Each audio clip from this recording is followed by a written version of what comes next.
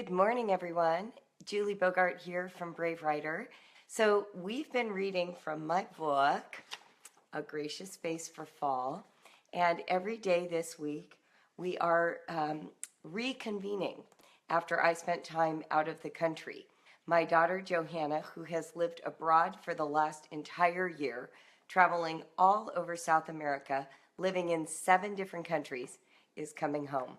She's going to be living here with me for, I think, almost 2 months before she heads back out on the travel trail. This girl, you cannot stop her. She's 27 and has an insatiable appetite for seeing the world. So she's doing it. She's taking advantage. And hopefully I can wrangle her into a Facebook Live or a podcast or something, because she has an amazing life, and it would be really fun to share it with all of you. So we'll see. Shh, don't tell her.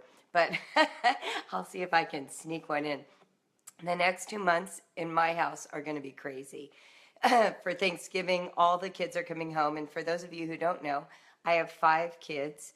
They are all adults. Actually, only 4 are coming home for Thanksgiving, because one of them, Katrin, lives in France this fall, and I just visited her last week. But the other 4 will be here, plus a girlfriend, plus a boyfriend, plus another girlfriend. So we're going to have a very full house over Thanksgiving. And then Christmas, my mom is coming, and all 5 will be here. So the next 2 months will be a little bonkers, but I couldn't be more excited because it's awesome to have adult children. You just wait. What you're doing right now, you are establishing the inside jokes for your family. You are making the memories that you will reminisce about at Thanksgiving, at Christmas, at Hanukkah, whatever way you celebrate. And you are establishing the family culture so that your kids want to come back to your house and they want to bring the people they love with them.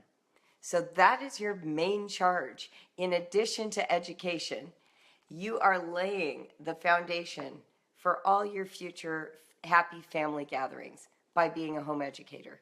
And it's a pretty awesome thing when they come home, and because they've lived together, they have a shared life experience of childhood. You know how if you went to public or private school, you have some memories with your family, but a lot of your memories are at school or with friends, or you just have sort of a blank slate as a memory. When you homeschool, what I've noticed with my kids is that they have really tight relationships with each other, and their memories are very much the same story. And so there is this really amazing connection that happens on the holidays when everybody remembers the games they played, and they've all watched the same shows, and they've read the same books, and they go through the house and they see their work or art projects or whatever. It's so funny because my kids kind of don't remember that we even did school.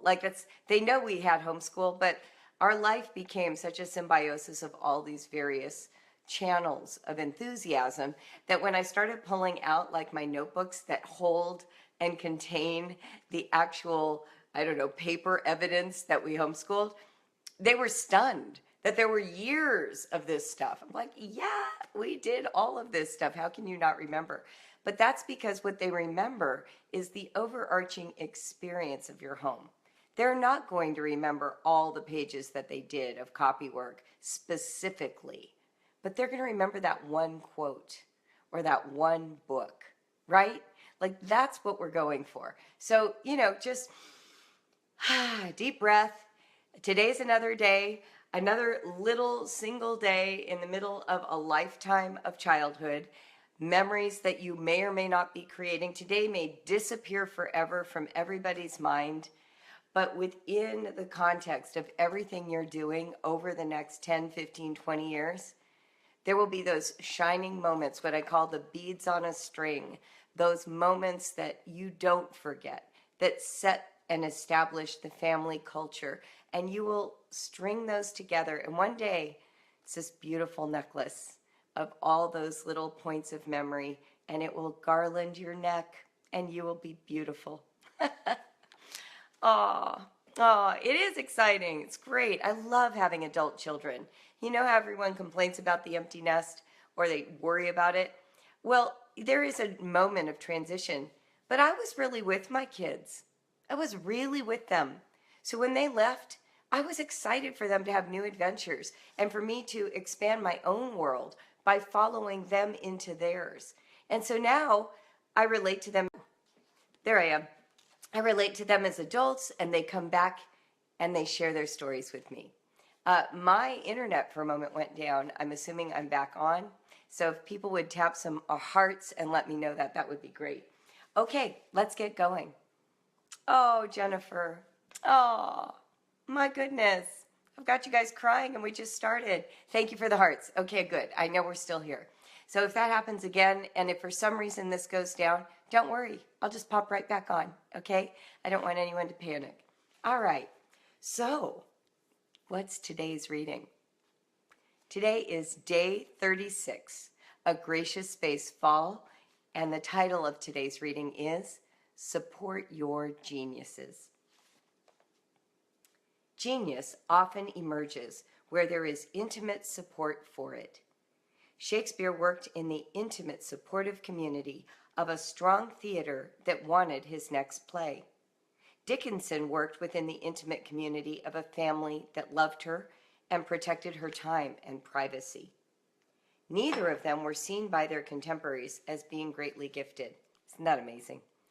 It seems truly important that there be a community of support around the artist that protects the making of art. Pat Schneider, Writing Alone and with Others. That, by the way, is one of my favorite writing books. Pat Schneider, Writing Alone and with Others. This quote struck me while working on the partnership writing product. That's a product in the Brave Writer Writing Manual family. What I know about homeschooling families is that they are uniquely intimate. That's not to say there isn't intimacy in families with kids in public or private schools. Rather, home education creates a context where genius can thrive. Why? Because there are no other people on the planet who are as predisposed to recognize the particular genius of children as the parents of those same little people. Every time I speak, I'm inundated with mothers who share with me the brilliance of their kids, the breadth of imagination, the depth of vocabulary, the surprising accumulation of facts that the parent never saw the child amassing. Over and over again, parents marvel at who lives inside their children's skin. From that appreciation and perspective, that what a miracle is my child posture, writing growth can occur. We are not fighting for success in grammar and punctuation. Our mission is not the proper execution of essays. We are not charged with critiquing and down-dressing our children for what appears to be lethargy or ineptitude. Our chief mission at home with our children is to discover and articulate their particular brilliances, and then to fiercely protect the space into which they cast their risky thoughts, so they may take the tentative steps toward refining that genius, knowing they are emotionally supported and respected.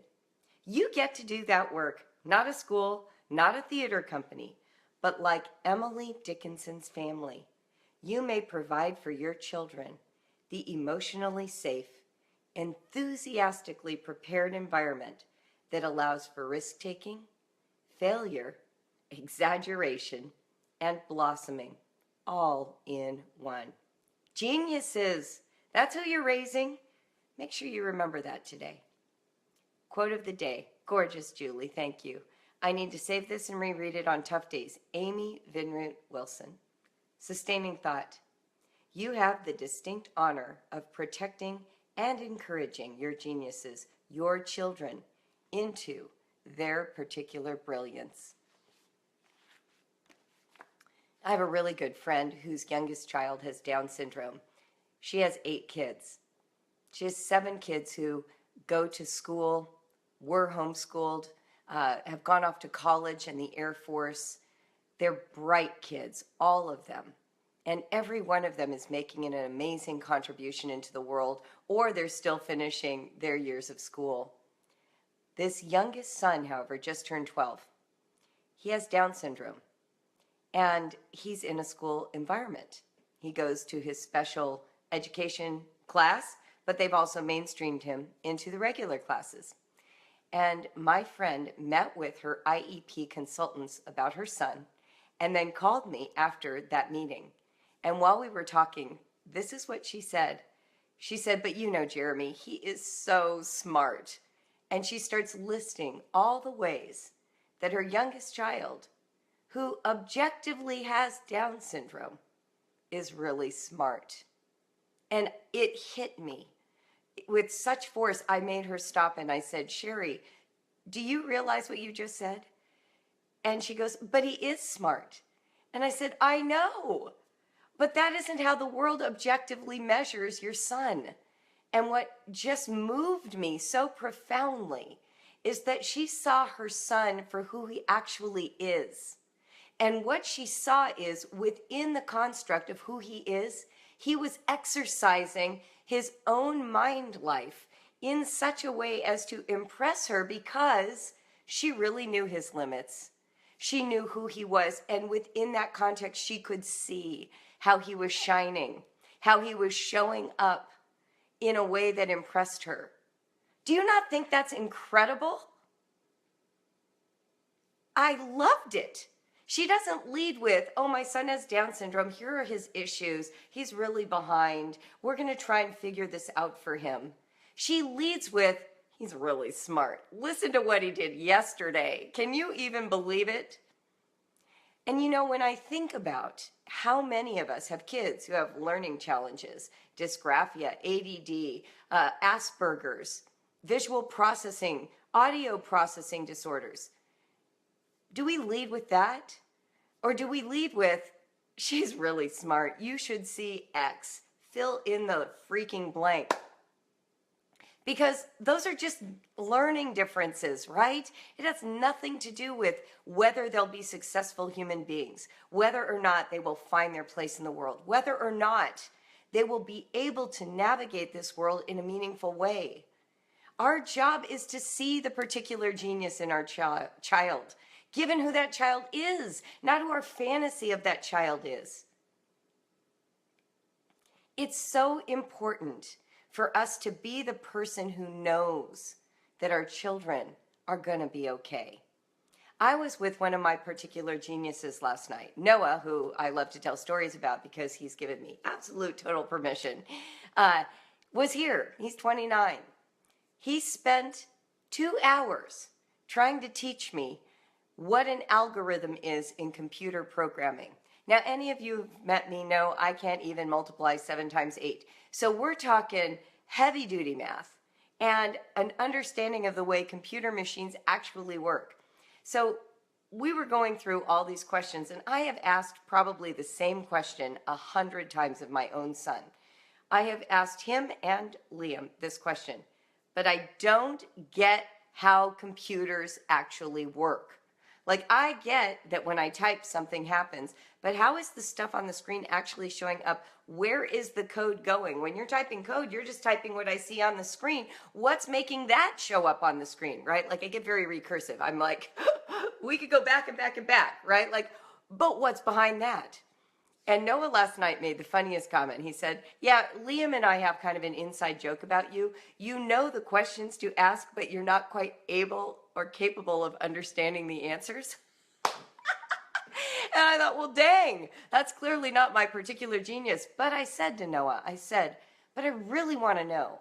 I want you to help me." He goes, "Well, Mom, I think about it all the time. I'm constantly thinking about analogies to help you." So he launched into this really lengthy set of details to try and help me. And he gave me a bunch of analogies. And the point of this talk isn't to give all of those to you. Bottom line is electricity. Bottom line is circuitry. Bottom line is gates that open and close circuits at a certain rate. And they've developed schemes to make these happen at such fast rates. It lights up these tiny pinpoints that are on your screen. Like, by the end, my mind was like completely blown. Completely blown. Because I'm moved. I'm in awe of people for, millennia. 8 billion people today, but billions over millennia that have gotten us to this point. And my son now knows more about this particular field than I could have ever taught him. And yet there were days when I was sitting next to him going, hey, woohoo, hey, Noah, this problem right here. And he was 15. Like, dude, we're working these problems, for your class. Like, dude, come back. Let's focus. Let's do this one. And you know what's crazy? School is still like that for him. He can't manage that kind of learning. And yet there he is now. He's taught himself Python. He's working in this company where he had to process 5 million pieces in a data set. I don't even know what that means, but don't I sound cool saying it?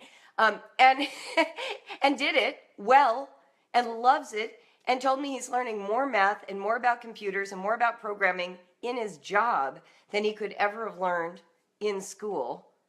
Somehow the long view for me, being able to look backwards and remember, like I shared with you yesterday, rewarding him into completing a math book, right? Like, this is what's going on. And where I will compliment myself publicly for all of you to hear so that you can do the same for yourselves, I tried really hard to honor who Noah was the whole way. Did I screw up sometimes? Absolutely. But I knew there was a particular genius in Noah. I knew it. I valued it. I saw it. I loved it. I wanted to help it. I wanted to see it. I wanted to validate it. And I did all the things I knew how to do within my own limits and my own particular genius. And now he's who he is today. And he still has his struggles. He's not a different person than when he was 10. He's the same person. But because of homeschool and because he had parents who really saw the wonder of who he was, he has somehow found his way. And he's taken the initiative because he was a self-starting, independent learning person. Because homeschool creates those very well. Isn't that cool? Isn't that cool? We sat here literally for 2 hours on this table.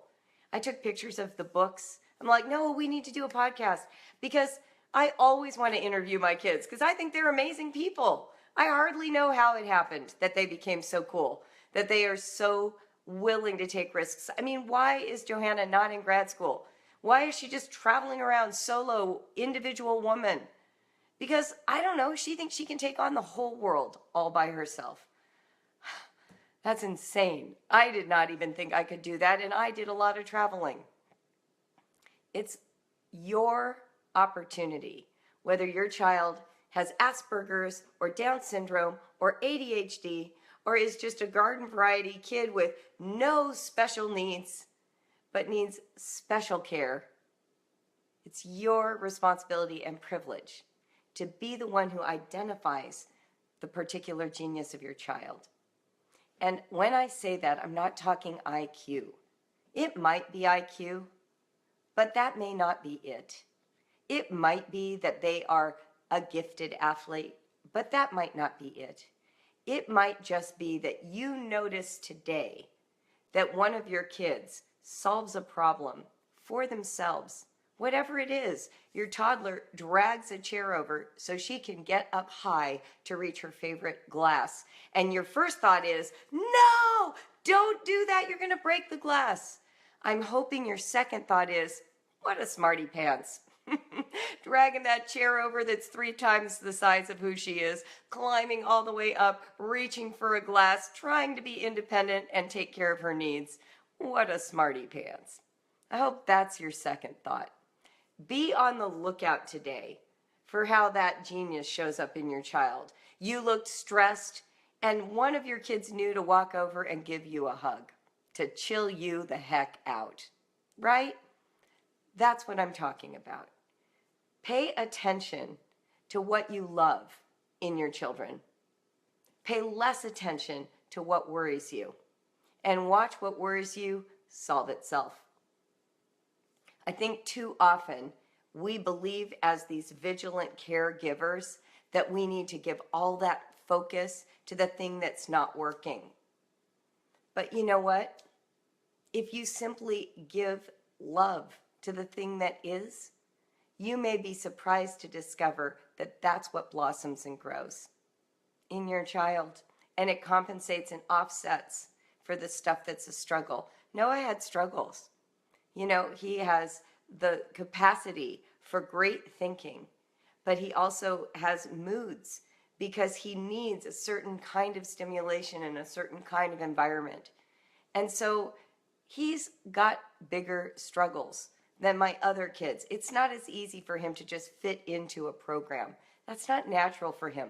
Well, when you're in a world that requires school and 40-hour-a-week jobs, you have a harder job getting there than people who love systems and belonging, right? So I'm not saying the problems go away. What I'm saying is find the particular genius so that they can endure the hour-and-a-half drive in traffic to get to the job that is so challenging their brains are exploding, but they love it. That's what you want. And that's what I'm seeing happen. And he's 29. He's not 18. He's not 15. He's not 12. It's not solved yet. What you're doing with your kids isn't solved yet. It's a lifelong process. It's an ongoing conversation. It is a daily participation with the reality of who your child actually is. Okay? Now, I'm not saying to ignore true issues. My friend Sherry with the Down syndrome child, she has him in a program because it supports her and it enables her and frees her to really participate in his life in a way that feels good to her so that he'll grow and get skills that he needs. It's not to say the challenges go away because she notices how smart he is within the limits of who he is. And you will still need to go to your vision therapy appointment or involve someone with that dysgraphic. I know that. But that doesn't take away the opportunity you have to notice what's awesome about that child, what's working right now, what impresses you, what delights you, what moves you, what makes you wake up and think, I am so glad I'm that kid's mother. That's what we want to spend more time noticing. So today, when you've got that moment where you're like, I don't get it, what is wrong with this child? Flip the script and just for a moment think, but what do I know about this child that's true? What do I love about this child that's true? And just give yourself a moment to notice that before you launch into the maternal thing you're going to do or the paternal thing if there are dads watching. Right? You got it? So notice the particular genius of your kids. I want to reread one paragraph because when I was reading it, I was like, yeah, we need to hear this one again. Okay, ready? Our chief mission at home with our children is to discover and articulate their particular brilliance, and then to fiercely protect the space into which they cast their risky thoughts so they may take the tentative steps toward refining that genius, knowing they are emotionally supported and respected. Create the space. Be the safe space. We talk about that a lot in Brave Writer. You are creating a safe space for academic risk. That's your job as a home educator. Yeah, you're creating opportunities for connection and love and skill building too. But what grows a brain is risk. That's what we want. We want a child to drag the chair over and try and climb up on the counter because that is a skill building exercise in self-reliance. We want our child to not follow the directions and try to do the math problems all their own way. That's important. That's learning. That's discovery. We want our children to take a marker and write on the walls of their bedroom right when they have the thought, not having to preserve and save that thought for tomorrow, because that's when they're connecting to writing. We want our kids to create their own puzzle, to take a sheet of paper and draw shapes on it and cut it up and reassemble it. We want our kids to put on dress-up clothes and pretend to be Bambi. We want our kids to take risks. And yet parents are so busy trying to make the safe neutered and safe and free of danger. Please don't do that. Please open up the space for your kids to take risks and make it emotionally respectful, and supportive. Be the person who's excited that your daughter created her own game from scratch and you don't understand the rules. You don't have to evaluate if the rules work for you. That's not your job. It's okay if she creates a game and the rules don't work for you. She is thinking like a gamer. She's trying to create a game. They want to grab your phone and record the next Lord of the Rings adventure in the backyard. What's more important right then, the phone or the adventure? Okay, the phone. So now you got to think, well, if they need a phone to record this adventure and I'm not willing to give them my iPhone 7, what are you going to do to make that adventure happen? What phone are you going to get them? Maybe they need a phone. Maybe they need an iPad. Maybe they need a camera. I remember when we bought a video camera back in the dark ages before phones had video cameras. We spent money and bought one. And guess what? I never used it. They used it. I don't even know how to turn the thing on. We just gave it to them. Because we could have 2 video cameras. We could have the family one that we fiercely protect. Why wouldn't we buy them a tool for filming if that's what they're into right now? And why not find out what happens when they use it? Will it break? Possibly. What will they learn when they break their own video camera? Maybe now they won't have one for a while until they can buy a new one. But this is all part of the learning journey. Do you get it? Do you get it? So their particular genius deserves money, driving, support, food, your admiration. What do I always say? Parents can give 3 things. They can drive kids places, they can pay for stuff, and they can admire them. If you do those 3 things well, your kids are going to have a great life. They are. And yeah, you can bring in curriculum choices, of course. You're teaching them at home. You're conscientious people. But you know what I'm saying? The bottom line is, you're the adult. You have the bigger world perspective. You can do the research. You can buy the program. You can drive them to tutoring. You can take them to lacrosse. But your primary job that no one else does as well as you is admiration. It's not, I'm proud of you. It's, I'm impressed with you. It's not, I'm proud of you like I got to create this thing over here and I'm taking some credit. It's, whoa, you know, this you that's separate from me, that's over there, that impresses me. I'm in awe of that. I'm in awe of you. And last night, I was all admiration. I have no idea how Noah does what he does. This was not about me understanding or even taking a moment of pride in his home education. Because as far as I'm concerned, that was just like making him dinner. And I'm not proud that he got tall because he ate my food, right? Like, I don't look at him and go, gosh, I'm so proud of you for growing to full, mature adult height because I made food for you. I served up all kinds of meals, from poetry tea time to actual dinners, to read aloud books, to history, to going to plays, to playing in the backyard. I served all kinds of meals. And guess what he did? He consumed them and turned them into the amazing human being he is today. And I am so impressed with how he has done that. I'm an admirer, his biggest fan. That's it. Okay. Perfect timing. I am going to go because I have a lot to do this weekend in preparation for the return of my daughter, and I want to get started on that. One of the things that I will leave you with is this. You are doing a fabulous job, even when you think you're not. Your chief liabilities are also not important. Focus on your strengths. Focus on yours. Admire yourself a little bit. Look at yourself and say, I am such a messy housekeeper. I don't know how my kids learn anything.